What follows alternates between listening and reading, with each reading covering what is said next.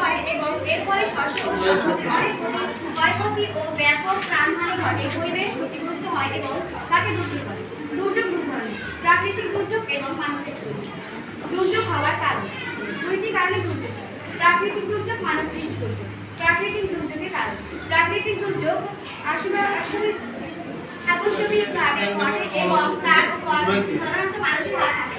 মানবসৃষ্ট দুর্যোগের কারণ: মানবসৃষ্ট দুর্যোগ অনেকটা মানুষের কর্মকাণ্ডের ফলে এবং মানুষ সচেতন ও সতর্ক থাকলে তা হইতে আত্মরক্ষা করতে পারে। দুর্যোগের মোকাবিলা: পূর্বাভাস খবর রাখতে হবে, নিয়মিত গাছপালা লাগাতে হবে, জ্বালানি গাছ সংগ্রহ করতে হবে, গ্রিনহাউস প্রভাব কমানো যাবে।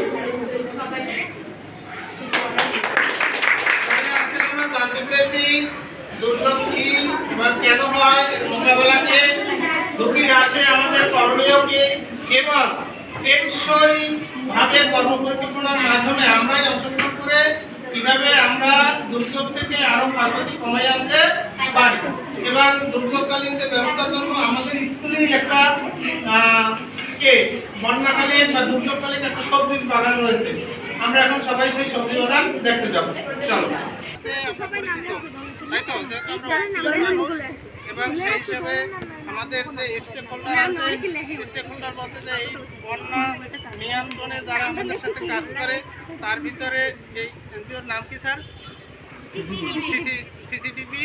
আমাদের বাগানে বন্যা সহিষ্ণু বা দুর্যোগ সহিষ্ণু, দুর্যোগকালীন সহিষ্ণু কিছু সবজির চাষের সিস্টেম, আমরা সচরাচর যে সবজি চাষ করি তারই সিস্টেম এখানে দেখানো হয়েছে এবং এর সাথে আমাদের বিদ্যালয়ের শিক্ষার্থীরা তোমরা জড়িত আছো, তাই না? আচ্ছা, কিভাবে কি হয় বলো তো এটা, সেটা কি কেন? এই পুরো জায়গাটা, এটার নাম হচ্ছে প্রযুক্তি শিক্ষণ কেন্দ্র। এখানে বিভিন্ন ধরনের প্রযুক্তি রয়েছে যার মাধ্যমে আমরা তো যেহেতু আমরা জানি যে বাগেরহাট উপকূলবর্তী, সমুদ্রের উপকূলবর্তী একটি অঞ্চল। এখানে জলোচ্ছ্বাস, অতিবৃষ্টি, অনাবৃষ্টি এবং বিভিন্ন ধরনের দুর্যোগ লেগেই থাকে। এইসব জায়গায় এই যে বিভিন্ন পদ্ধতি আছে এই জায়গায়। এটা যেরকম মালচিং পদ্ধতি, এটা উত্তরাঞ্চলে যে জায়গায় খরার সময় যেরকম চৈত্র মাসে এরকম সময় পানির ঘাটতি দেখা দেয়।